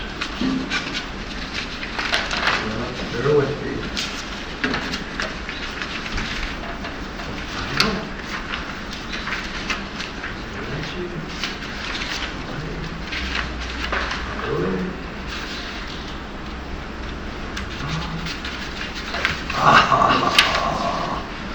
There we are. Now, Papa Henry, when we were with him, when you kneeled down to pick the herbs, he seemed a little unsure, but I could swear he told us that the men picked with the left hand. He seemed a little unsure about that. The Keha was remembering what we were supposed to do with Kula and things, so I just wanted to mention that. Pop also said, in modern times, avoid roadways. Don't ever take up your along any kind of roadway because all the dust and stuff that's coming off from the vehicles that go by. Don't get your along there. Wapakahi State Park is up on the Kona side of Kohala. As you go up from Kauai High towards Hawaii, Wapakahi State Park is on the side there. And they've got a lot of reconstructed things, at least they used to a long time ago. And so that's where Papa Henry took us, and he told us that in the older times, as Jerry would probably recall, that in old times the Huruma Alapa would meet there to share information every year. I think that's what he told us. So that was a very special place for medicinal learning. And so once upon a time, Keha was there with Papa, and she said, I'm going to paraphrase, that she's not where the microphone is. He told them, I want you to just go find your own place here and meditate. He didn't explain what he meant by meditate or how they should meditate, so they clueless. And Keha went to a certain spot that felt right to her, and she sat there, and she said, I was just concentrating in that place. And she said, all of a sudden, I was up above, looking down. I could see the other people, where they were. She was just astounded. Never had experienced anything like that before. But her body, her spirit had just gone, Lele Kapoa a little bit, but Lele Kao came out in the daytime and was looking around and seeing other people. And what did I do? Actually, our teacher in Hawaii, in Kaʻimiloa, Hawaii, told us, she came to see me one time, very disturbed, because she said that she had, what she thought was a dream, she had seen Kehawapi working in our lands at Kaʻimiloa, where our lands were. And that very much frightened her, very much frightened her. I said, well, that was letting go, that's a gift. So your spirit left you, your partial spirit left you in the night, traveled around, you could see those things, but she had no knowledge of that from her family whatsoever. She'd never heard of loving control. So we can talk about that now or later, perhaps. Let's see.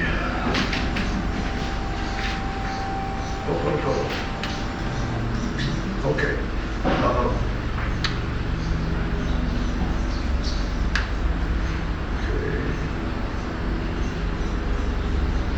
Okay, I'm going to talk briefly about something, then we're going to go into a couple of stories. So, Kapawahi Kuri Anana. Do you folks know what that is? That kahuna cup? Right? So it's sort of like half an orange. My video says the plane is flying over again. I'll wait. Keone forgot to tell us that they reopened the airstrip here at Kaʻimiloa. So I don't even notice, I'm focused on our story. So anyway, the kahuna cup is like this. It's like, sort of like half an orange. It flares out a little bit at the top edge, and it's more or less flat on top of it. It's a sharp little cup inside. Kapawahi, that means a fire cup. Kuri, that we're going to talk about. Na, we've all heard of that. That's sorcery. That's black magic. That's some really bad stuff. So the name of the cup is Kapawahi Kuri Na. And I always wondered about that. What's the Kuri stuff, you know? Why are there so many of these cups around? So you always have the cup down like this, because anybody that sees it, there's no bait, so to speak, nothing to catch the body. It's always face down like that. So in this way, you have to hold it in your hand. It's right on the bottom. You can't put it anywhere. It'll just fall over. You have to hold it in your hand to use it. Kuri is the opposite of the black magic of now. Kuri is to frighten against that kind of cursing and death dealing or maiming and so on. So my monopoly is the reason we call it Kapawahi Kuri and why there's so many of them, because every chief, especially high chiefs, every chief would have had at least one kahuna Kuri and to help protect them and their family and so on. And high chiefs would have multiple ones. So that would be why. So my family on Kauai has one like that, and it has rings. If that means anything to any of you, let me know, because it has little delicate rings come of it, concentric rings all the way down, 13 I think. And does that mean anything? Probably it does. I don't know why. But so the woman that was far back in that line, about 4 generations back, was Akuna Kuri. They thought she was some kind of sorcerer. I said, no, she was known to be a very powerful healer, lono luck. So she cannot be a killer type kahuna. She's got to be a Kuri type kahuna. And she never lost a patient. So she got the worst patients, the toughest patients. She never lost a patient. And she was a Kuri type of kahuna. So that meant she was way at the high level of kahuna practices. And that's why I think that we have to realize that not everything we hear about sorcery is bad sorcery. There's counter sorcery for Kuri, and that's important to know. Well, so let's see what else now. Ho'oponopono. I want to talk about that. That's important in medicine. You folks have heard Ho'oponopono, I'm sure. Some of you have probably experienced Ho'oponopono. I've done that a little bit. It's just as important as La'ala'al in any kind of surgery, because that's psychological, psychiatric treatment. Incredibly important. So that's Hawaii is the only culture that I know of where they had that kind of practice. And as you know, probably most of you know, the thing that's really important in Ho'oponopono is you have to have some relationship with a higher power.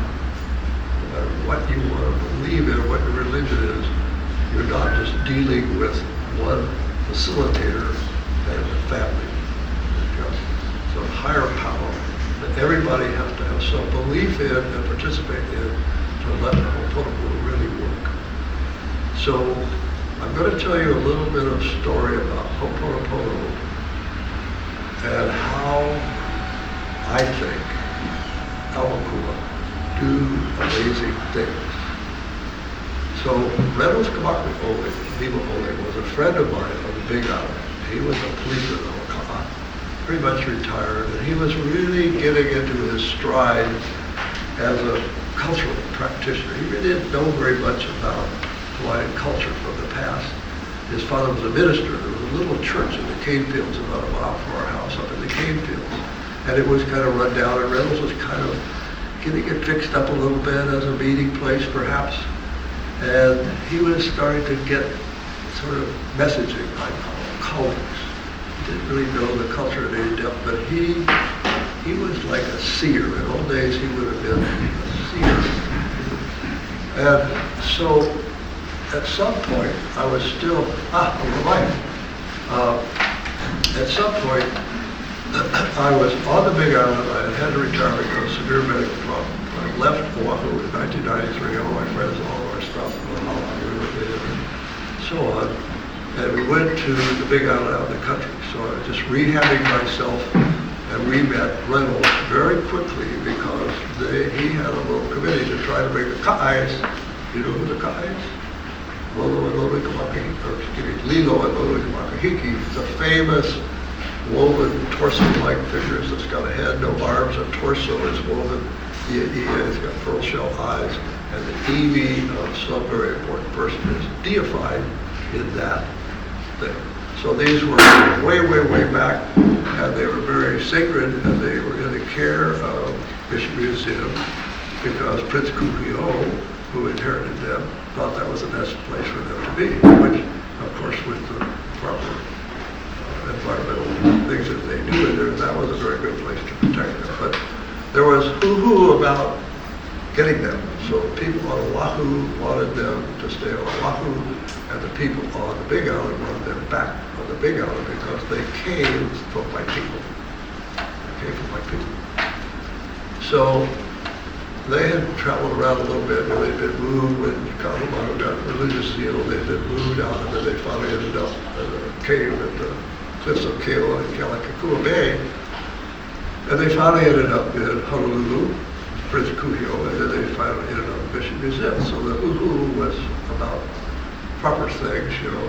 Pakalana was the heiau, and it was also a refuge place. At Waipio, in the Big Island, but the folks over on the Oahu, they wanted that one, of course. They wanted it to stay there. That's really strong and whatnot. And the people on the Big Island wanted it back. Somehow those Ka'ais walked out of Mission Museum. Nobody knows how they got out, who got them out, but they came back. And so I was still going back and forth to Oahu every 2 weeks to finish up some patients that I had in my former office. I had to give up my practice. So I'd fly over there real early in the morning, and I'd fly back real late in the evening on the last flight. And so we got word that the Ka'ais had brought back to the Big Island. So we were grateful about that, but we also heard they were just put away, and that was going to be it. Those things did survive for 400 years because they weren't careful. They were cared for extremely carefully for 400 years, and that's why they still existed. But anyway, I had somehow knew, I'd seen some men, you know, kind of in fatigues and kind of dirty like they'd been down in my people, and I kind of thought maybe they had something to do with that. But somehow, something told me that they were in my people, and I knew where in my people. I knew right where. Don't ask me why. But I'm very associated with Lono, and I've moved boards for years and years and years. I'm a healer, if you want to call it that. As Modern says, there's just something about the god Lono that's very much with me. like that. See? So here's Lilo and Loic Makahiki. Somehow or another, I had the idea that I knew exactly where those guys were. And I got off the plane when I got back from Hilo. When I got my car, I started to drive north toward where we live, 40 miles later. So it's dark and it's late and I'm tired. And this Oli is coming to me. This Oli is coming to me about Lilo and Loic Makahiki. And about my people and Hiilani and so on.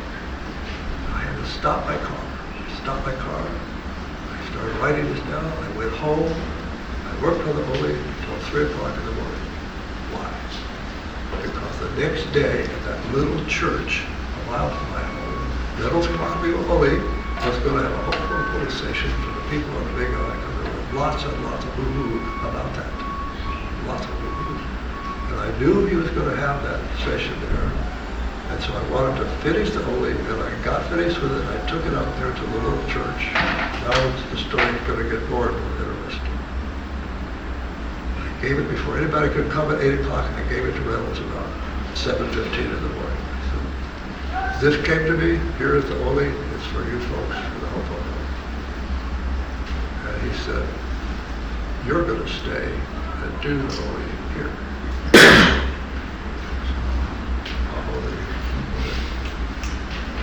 I'm not fluent in Hawaiian, I'm not a really good chanter. I haven't memorized the chant yet. Okay, you folks here back there, probably not very good. Just bring your chairs down if you like, because I don't talk very loud. Just bring your chairs right down. Don't be shy. So the story gets thicker and thicker, and I've only shared it with you because it's so amazing. So here Reynolds has me here, and as you might imagine, here's a whole bunch of people, and they're a whole lot darker colored than me. And they don't know me. The only person who knew me was Reynolds, and what's his name? His cousin from Maui. He was a big Hawaiian man that had blue eyes. So anyway, he knew me. But Reynolds said, you're going to stay. So here I sat amongst all these people in the little church. The pews were still there and so on. All these things. And finally Reynolds says, I could only read it to them. But the Oli was for Lilo and Loic Makahiki and where they were resting and all of that. So I did that. And so later, not too much later, there's a medicinal heiau.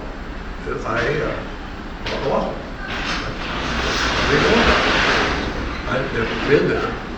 Reynolds calls me up on a Thursday, and I knew by that time that Reynolds had this gift. I told you about Reynolds come up here. He had some kind of gift. But he called me up and said, we're going to Oahu, to the Ho'oponopono station at the heiau at Lae. And it's tomorrow. Reynolds, I can't go to that. I have a talk I have to give on Saturday. He said, I know, I have to work on Saturday, but we're going. I said, when we can't get back, he said, the Awakua are going to take care of it. Okay. That's what he said. So Reynolds took me down to Hilo in his truck. When we got to Hilo, we met an old woman, and that her name was Auntie May Udea. I never met her before, so we met her at a certain spot. She had a big old Buick. We drove together to the airport, and we knew exactly where she parked. So Reynolds drove her on over, close to the door if you're working back. So I knew exactly where her car was. And so off we went to Oahu. Reynolds had kind of a stamp, kind of like a talking chief in Samoa. And he put the stamp in the plane. So we got to Oahu, and we got in a car with other people, and we went out like people or something, and all of us gathered.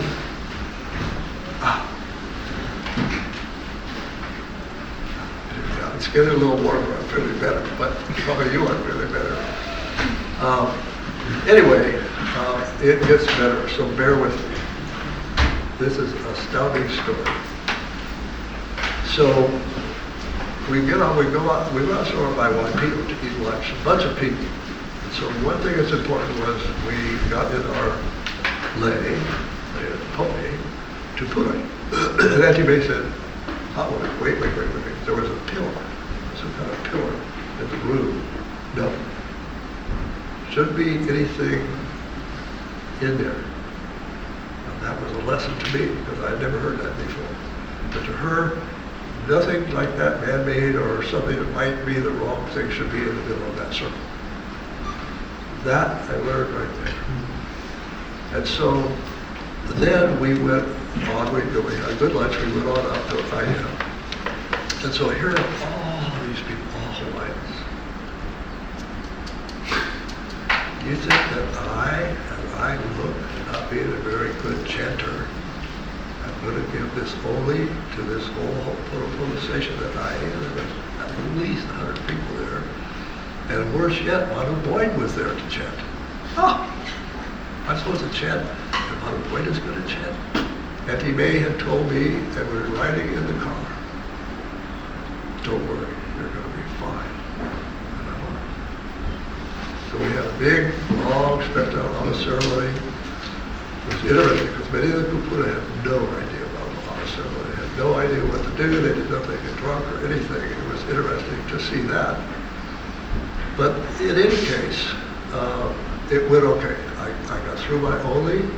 I did make a mistake. I did forget. I did my only. And I told her it was no. Anybody who wanted to use it, I give you a copy of it. It was no. I gifted to me. I gifted it to whoever. And so now we had to go back. It's Friday afternoon. So we start back to the airport. And all of a sudden, Metal says, "Oh my God, I forgot my briefcase. It's got all my stuff in it for the police work and everything. I forgot my briefcase." Somebody saw us stop. They grab Reynolds, they take it back where we were to get his briefcase. Now, I'm alone with Auntie May in the car. So I'm with Auntie May. I'm supposed to get on the plane. I don't know what's going to happen with Reynolds. It's Friday night. How am I going to get back 40 miles to my house? And then I got to go the next day back to Hilo to get my talk. Auntie May says, no problem. She doesn't know me from Adam until a few hours before that. He takes all the keys out of her purse, more house keys, and probably her safe deposit box, and everything on it, and gave them to me. And said, "You know where my car is. Go back to Hilo. I'm staying here anyway. Take my car, drive it up to Kalapa, near Honokama, and bring it back the next morning when you're getting your talk." Problem solved. I get to the airport. There's some basketball game or something happening on the Big Island, and the huge waiting room is just packed with people. I'm going to stand my ticket. What do you think the chances I'm going to get back to the Big Island? 0. 0. All of you who know this from the past, your chance you're going to get back is 0. There were so many people in there that when I got there, I had to go walk way down to the end of the great big room, and there's one seat down there where I could sit. Right there's a walkway that goes down to the other gateways. We're all sitting there, and I go, there's no way I'm going to get back to the Big Island tonight. And finally a voice came on the announcer, and it said, "We're moving the gate for this flight to so-and-so. Will you all move down there?" I was right there by the walkway. I got up, I walked down the walkway. I was the first one that walked up to the stewardess. And you know what it's like when you stand by the masses of people for a flight. Everybody got the stamp. Okay, you stand by over here behind the rope. Right? You stand over there and wait, maybe you get lucky. And it was a Japanese stewardess. Now, there's no offense meant, but Japanese stewardesses are not known for being as flexible as Hawaiian stewardesses. So Japanese stewardess, and young too,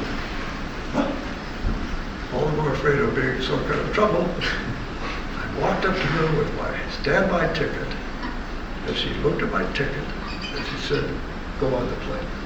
I was the first person on the plane. First person.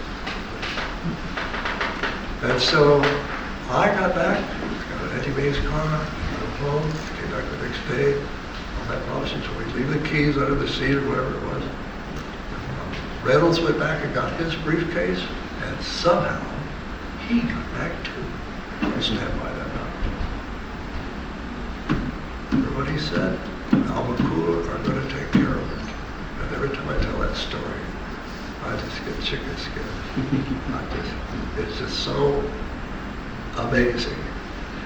So that's the other thing I wanted to talk about with medicine and surgery and Ho'oponopono in particular is when I see that, participated a little and did one for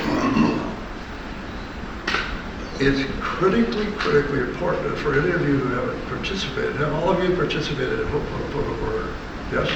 How many people have actually participated in Ho'oponopono? So a few of you, anyway.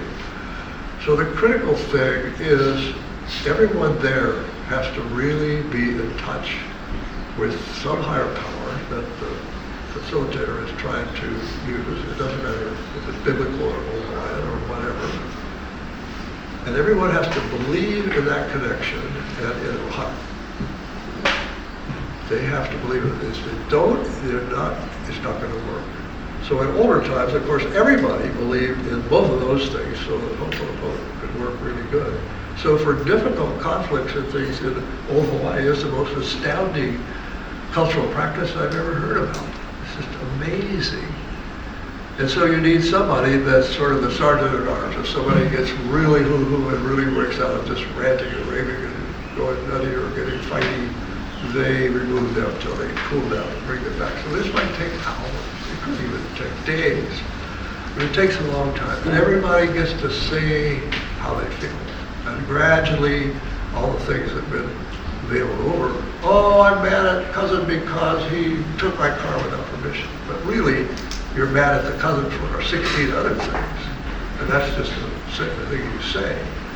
So all these things gradually come out. These psychological things that are bothering people gradually come out within the family. They're all exposed until everybody's had their say all around the circle over and over until it's all done. And the same thing was happening at the little church and the same thing at the Ham. Anybody wanted to say had their time to say. And everybody was there for a specific purpose in those times. But in the family, it's really important. So Hawaiians have this magical practice within their medicine and surgery, as we call it, that a lot of other people didn't have. I've never heard of this in any other culture. So it's so important and so grounding to people within the group. It's like real rapid psychotherapy. Everybody is getting it all at once, all together, and they're all getting to get out all their law that's inside them and speak out and get all these ills out, all trying to get in connection with Keakua, whatever kind of higher force they want to believe in, and the important mana of their ohana, to heal this bad thing. So that's Ho'oponopono, and I think that's a really important thing to talk about within the realm of Hawaiian medicine and surgery. So now we've got some little bit of time. I think I've told you, one more thing.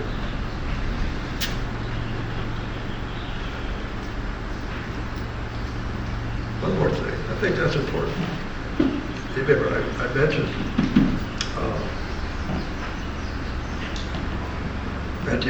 anti-May. So one time I was at Pukohoa.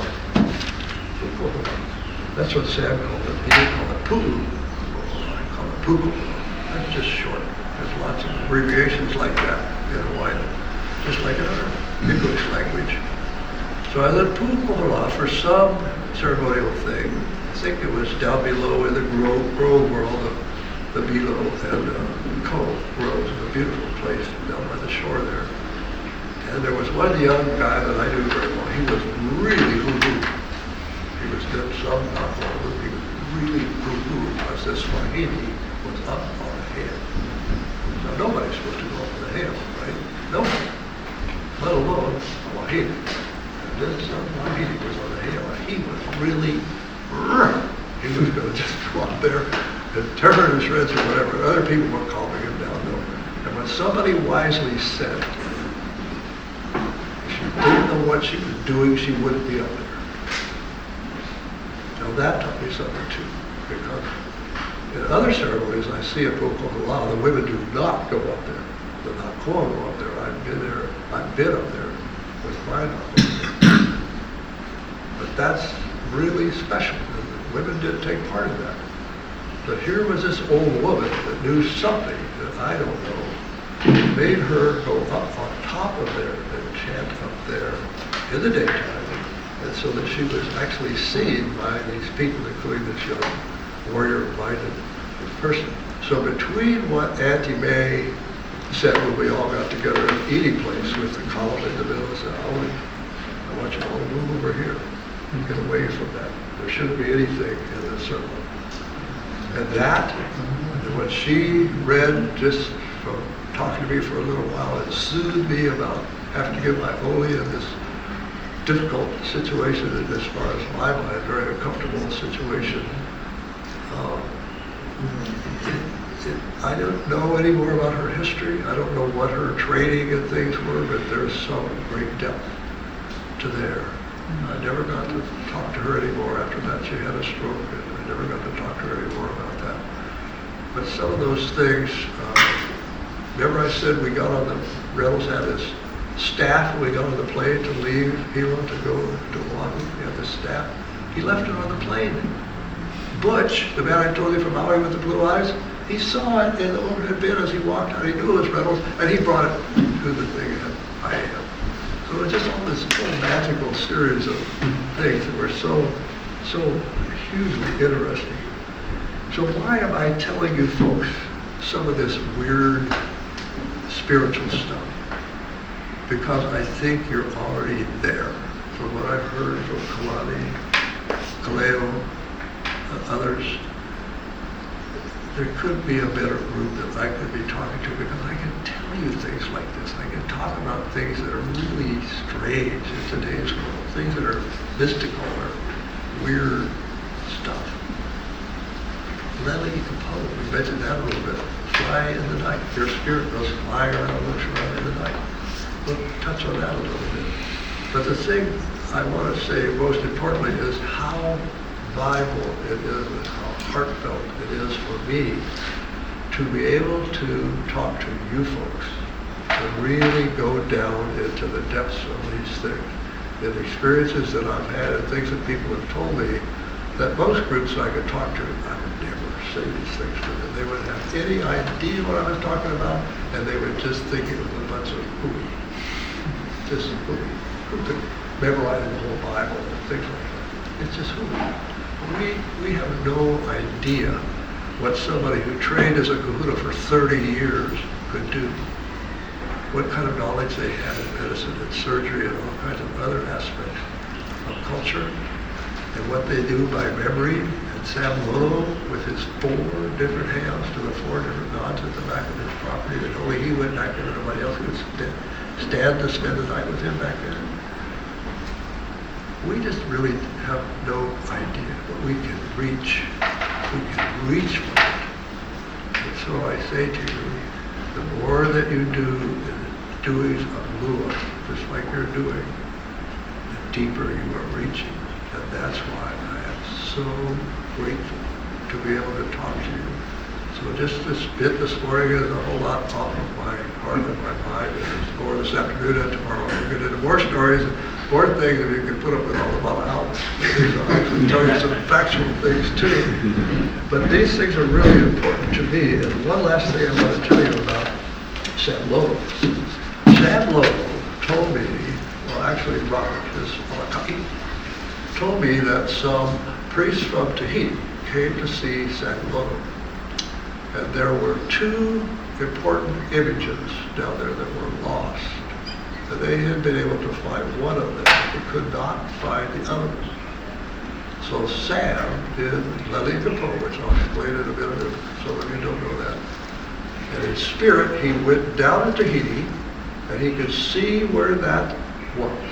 Somehow he could see where that image was. And he communicated this to them, and they went there and they found the other. Well, he didn't tell me that, but Robert, his Alakaki, told me that story. He seemed to be the one that was meant to relate these things to people. But do I doubt that. I think that's ridiculous. No, I don't. Because, like I said, our friend that taught us language had this dream where she was sort of flying around over our land, and she could see Kehal and me working on our land. It really, really disturbed her. And then Kehal was at the sort of the sacred medicinal place, Makahi, and then she had that sort of vision where she was flying around. I've never been able to do that. I've had a little training about that, but I've never been able to do it, probably partly out of fear and partly spiritual or bad, but I like to do that. So I'll tell you a couple things about Lele. Lele Ikapo means that you have learned the ability to move out part of your lua, whatever you want to call it, your two-part spirit. So part of it still is you, and part of it could leave your, and it could fly around. It could fly around way up in the universe. It could fly all around the world. It could go anywhere. There's a tiny little aka cord that connects the spirit back to your body, so it could find its way back. So this spirit could go and see and do all kinds of things. And there's some things in old Hawaiian legends and things where it's talking about, when you realize what they're talking about, the only way they could have seen that is from the air. To us today, we know drones and planes and helicopters and balloons and all that. It doesn't see anything strange to us. But if you see something in old Hawaiian stuff that's talking about from the air, the only way that could possibly be is letting the pump. Somebody was able to fly up there in spirit and see something or arrange something or plan something or whatever. So I had one person that I knew, and their grandmother would say sometimes she was going to go in her room and do not disturb me under any circumstances. I'm going to close my door. Do not come in my room under any circumstances. So the family would do that. Every once in a while she would go in there. And one time this woman told me she went into her room and she was in there for 3 days. So they were very afraid. They thought she died. They were very afraid and they didn't know what to do, but she had said, never come in my room after I close the door. 3 days, she came out and she looked perfectly fine. She had no food, no water. She looked perfectly fine. So that was what she was doing, I'm quite sure. Not even Pope. So I met a woman, Jerry might remember her, she was a stunning woman. And tall Hawaiian lady, but very erudite. She was a realtor, broker. Her son was a physician, very well spoken. And she had been raised by her tutu on the Big Island, but very restrictively. She was not allowed to go dance hula. She wasn't allowed to do anything, on a religious basis. She couldn't do anything except one thing. Her grandmother taught her Lele Kapo. We had a real good talk one night about that. And she said, the best way that I could tell you about the training that I got was from the Silva mind control system. That's a self-help system. It sounds kind of bad in today's term, mind control, but it's a self-help system where you learn about yourself and so on. It's something about, getting enough depth of feeling that you are able to let this spirit out of your body so that it can go and see things. You can learn things remotely. And then, you've got the little cord, the spirit can come back, but of course, you don't want to disturb this person while the spirit is off, like the grandmother I told you about in a room for 3 days. So little bits of it, I have that in dreams, I fly up to the high part in some gym or something and I make some little mark up there to prove to people that I could fly up there. That's about as high as I've gotten, but I have had some dreams like that. But I've never really practiced what she said. I've really never studied the soul of mind control to see if I can actually get my spirit out of my body. But I have no doubt that the Hawaiians can do that. And if that's true, then that fits back to the kahuna Ma'aukahea, who supposedly could take out the metaphysical spirit and fix it, put it back into the living body, and that would rapidly cause all the body tissues and bones to heal. So in modern terms, that makes a little bit of sense. That's possible. So I'm trying to think if there's any other levee control thing that I could think about, but I assure you that that is a part of old-time culture. Levee control, some people could do that, and that woman was taught how to do it by her grandmother because that was a part of their family heritage, and she felt it her duty to teach her how to do that. So, let me stop here. It's close to lunchtime, and so maybe anybody got any questions or any thoughts or anything, just feel free.